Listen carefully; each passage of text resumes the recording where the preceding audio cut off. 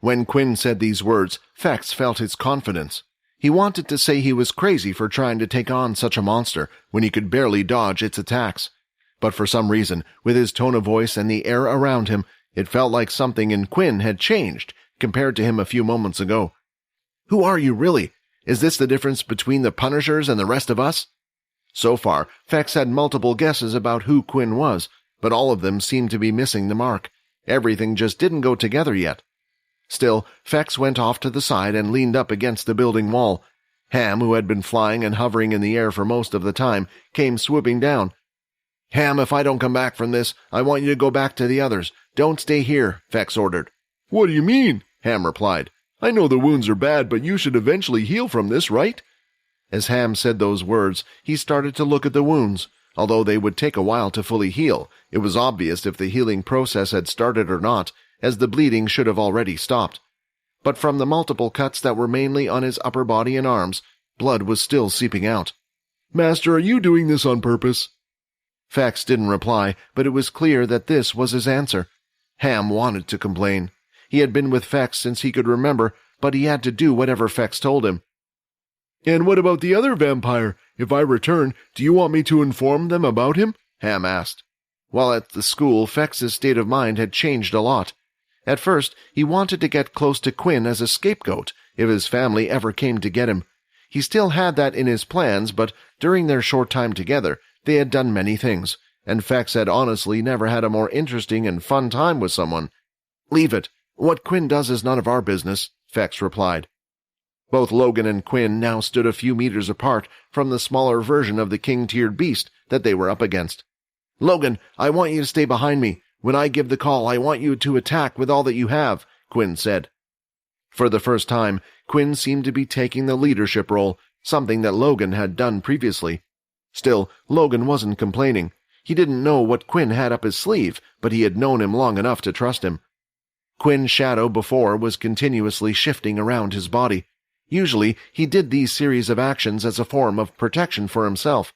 Of course, he only did something like this when there was a fight. This time, he had the shadow in a ball-like shape hovering above his shoulder. Against the king-tiered beast, it was useless to use as a defensive measure. Its attacks were too fast for him to move the shadow in the right position. If it couldn't be used for defense, then it was better off being used as an attack. The beast had waited long enough, instead of charging in as it usually did. It decided to swing out its bladed arm and stretch it out from the side. Right now, Quinn was standing directly in front of Logan. With this attack, it was clear that its target was Logan. Even if he did trust Quinn, just to be sure, Logan raised the energy blade, knowing his suit wouldn't be able to handle an attack. "You're not the only one that can do something like that." Quinn threw a blood swipe and then grabbed it quickly with his shadow. He had made his shadow scythe. He swung it down from above, hoping to hammer it down before it reached Logan. Knowing the strength of the previous blood swipe, the beast chose to ignore it and continued with its attack.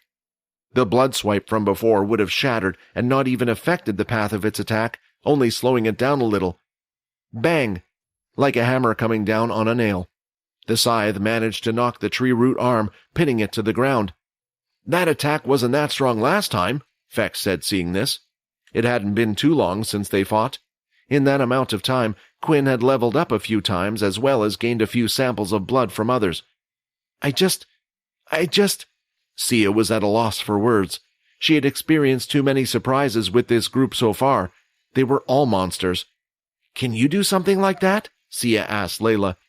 So far, she seemed to be the only normal one in the group, but she remembered that she had thought the same about Quinn, thinking he was normal, and after being proven wrong, she felt like it could happen again. "As I said, they saved your life earlier. These guys are amazing." As she said those words, she too wished she would be able to take part in the fight rather than stand by the side. Seeing that the beast was targeting Logan and not him, Quinn knew he needed to do something.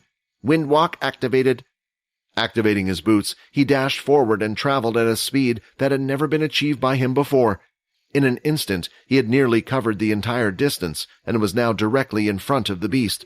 Punching the beast as hard as it could in the stomach, Quinn was hoping to make some sort of impact, but it didn't even budge. As its other hand retracted back, it started swinging away, attacking him in the same way as it did with Fex. Only the result this time was different.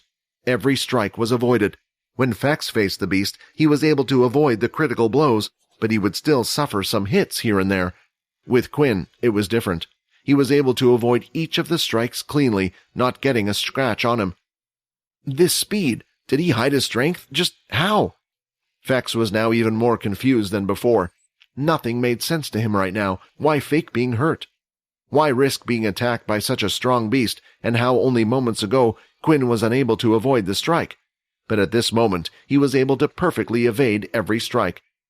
His speed even surpassed Fex's at this moment. When improving Quinn's stats, each time it went up by 10, there was a significant improvement, and even he could feel this. From 18 to 19 in a stat point, although there was a difference, it was barely noticeable, but going from 19 to 20.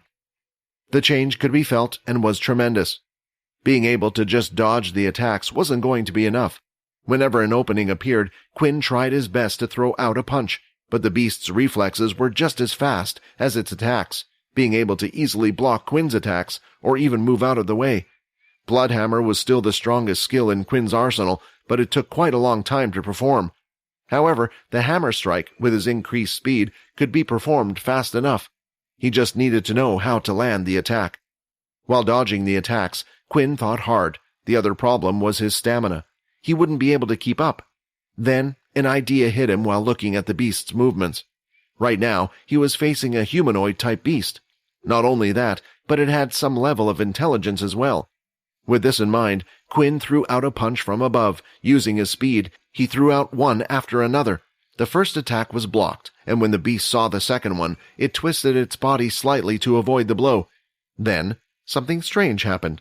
It had blocked one punch and dodged the other, yet a third hand had come out and hit the beast right on its temple of its rounded head. From the outside, the others were just as confused as the beast, because to them, it looked like the beast had moved into Quinn's attack. "Looks like the phantom punch is a success," said Quinn with a smile. Deeply confused by what just happened, the others thought it must have been a mistake on the beast's part. Perhaps Logan's attack had hurt it more than they thought, and now its movements weren't as swift as before. The only one who knew what happened was Quinn himself. He used the phantom punch. This was an attack that would only work on humanoid creatures with a certain level of intelligence. Quinn wasn't so sure if it would work, but it was obvious that it worked, and was incredibly useful in the battle. Those with high intelligence wouldn't be tricked by the phantom punch. At the same time, beasts whose intelligence was far too low wouldn't even recognize the trick in the first place. This was the reason why the phantom punch wouldn't work on most beasts. However, it seemed like the beast in front of him was perfect for the phantom punch. The level of intelligence was enough for it to be tricked, but not high enough to recognize that it was being tricked. Hi, Quinn here. Wondering what happens next? If you want to jump the queue and unleash all episodes, click on the link here and install the Pocket FM app.